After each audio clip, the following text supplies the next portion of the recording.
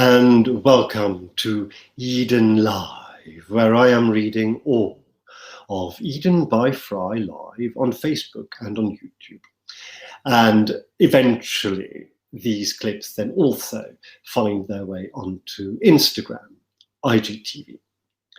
I have invested in a webcasting light, a video blogger light, because, of course, I have normal lights in my living room here, but they're not terribly bright, and it's getting dark outside. It's getting darker every week, and soon, next week, in fact, I think the clocks will be falling back as well, which is always a moment I really like, because it means that the afternoons are getting even darker than they already are. But anyway, I thought I should invest in some webcasting equipment so that you can continue to see me as we head into the darker, colder winter months. We are nearing now the end of volume 2 of 12, Eden Miniatures. This one is half. There's only one more chapter to go, and then one literary interlude, and that one is actually quite short, so 2 more sessions dedicated to matters of the heart. This is chapter 12, and then after that we are into a completely different register. This is chapter 12. It's called Tales from an Alternative Universe. At Nice Airport, I give a young man the eye because he looks just like Peter, whom I know from a short shoot a while back, and who happened to be in Cannes with his girlfriend about 2 years ago. In my multiverse of all possible universes, there is one in which I go up to him and say, "Hello, Peter, how are you?" He doesn't know me, but by coincidence his name is actually Peter. He has that Peter glint in his eye, and he too thinks there's something familiar about me, something he recognizes, and so as not to seem rude, he gamely says, "Hey, I'm very well, thanks, and you? Are you here for the festival?" I say, "Yes." "Well, do you want to lift into Cannes? I'm here with my girlfriend." "Ah, girlfriend here too, I think, but why not?"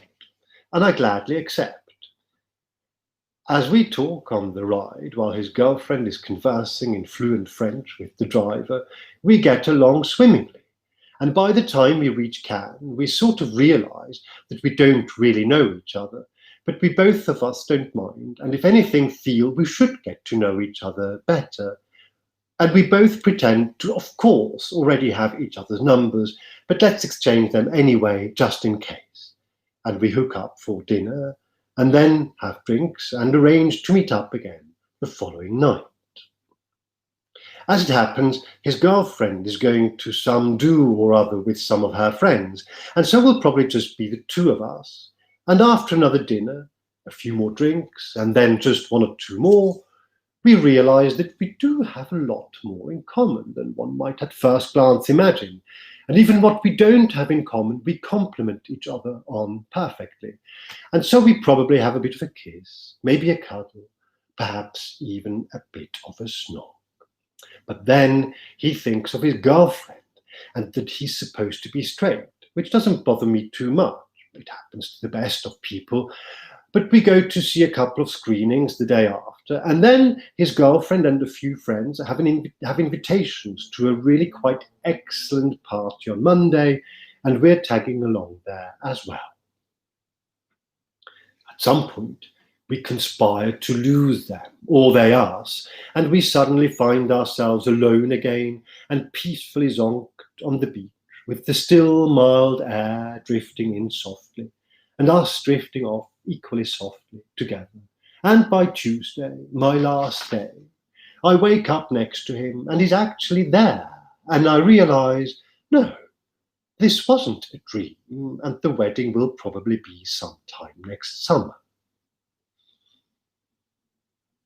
I'm reminded of the incident with the handbag. The incident with the handbag happened with a man I could have imagined marrying, could perhaps still imagine, if not marrying, then being together with, easily, comfortably, steadily, uncomplicated. It happened before he married someone else. We were out drinking, as an occasion we would, and after doing so, to quite some extent, we took a cab home, as on occasion we did. We got into my bed to curl up with each other, as on occasion we might, to literally just sleep with each other, when he reached down his side of the bed and lifted up a nondescript brown leather bag and said, "And here's the handbag." That made no sense to me then, any more than it does now, but I was categorically drunk, and so was he, and I had my arm around him, and I could not expect of myself, nor was I able to think that the world could expect of me, to compute the significance of such a statement and gesture at this particular juncture. He dropped the bag back down on the floor and leant into my chest and fell asleep, as did I, almost immediately. In the hungover morning, I held on to him for as long as I could, which was never quite long enough to go to work, and I said I would deal with the bag. The bag, it turned out, was an ordinary woman's handbag with the ordinary things you'd find in a bag. Not that I looked through the bag in any detail, that would have felt intrusive. I fished out the mobile and called the number labelled Mum. I told the bemused lady that by circumstances which I couldn't strictly explain, but that involved a friend and too much alcohol, I found myself somewhat involuntarily in custody of most likely her daughter's handbag, and was keen to restore it to her forthwith. There must have been a follow-up conversation with the daughter herself, presumably on her home phone, and it transpired that the daughter in question was an actress currently performing at a West End theatre, and that she had been out with a friend after the show and ended up for a drink at the same bar as we did. She was gracious, if a little taken aback, but then who can blame her? We arranged that I would bring her bag to the stage door. I picked up a bunch of flowers and a bottle of wine and brought her the bag, apologizing profusely on behalf of my friend. My friend never mentioned the matter again, nor did I. The actress may well have thought that my friend was imaginary and that I just hadn't been brave enough to come clean entirely. But what did it matter? Which is perhaps why I am reminded of this incident in the first place. It just didn't matter. And I thought, this is what it would be like, would it not, to have a partner, an other half, when they did something inexplicable and it really just didn't matter. I know him well enough to know he wasn't stealing a woman's handbag. There was never any chance of him or me taking anything out of it and keeping it. And it obviously fell to me to return the bag to its owner because I was capable of doing so and I had the time to do so, while he had a job to go to in Pentonville Prison of all places.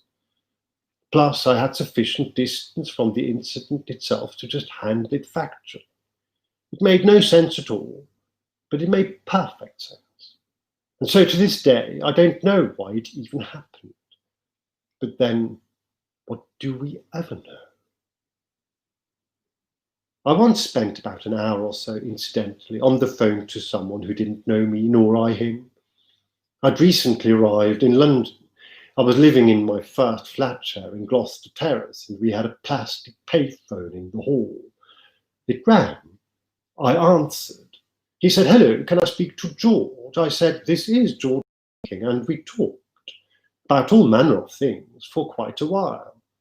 A long I had no idea who he was, but he sounded nice, and I was in town, so I assumed that sooner or later the universe would reveal to me whom I was having a conversation with, probably somebody I recently met and hadn't quite filed anywhere in my brain yet. Then he asked me how my new job was going, and I said, "What new job?"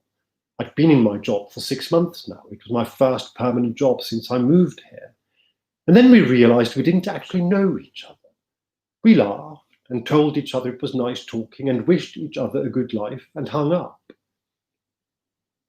I wonder, does he still tell the story, as I do? What do we ever really know?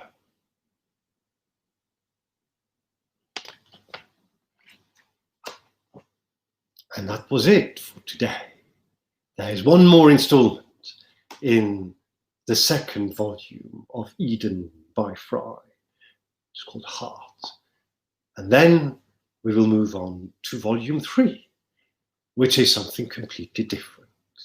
It is The Snowflake Collector, which is a self-contained short story, or even maybe a very small short novella, you could call it. But that is for then, and this is for now, and I do hope you are keeping well in these strange and unprecedented, really, in these shape times. Take good care of each other, love and let love, and see you very soon. Bye-bye.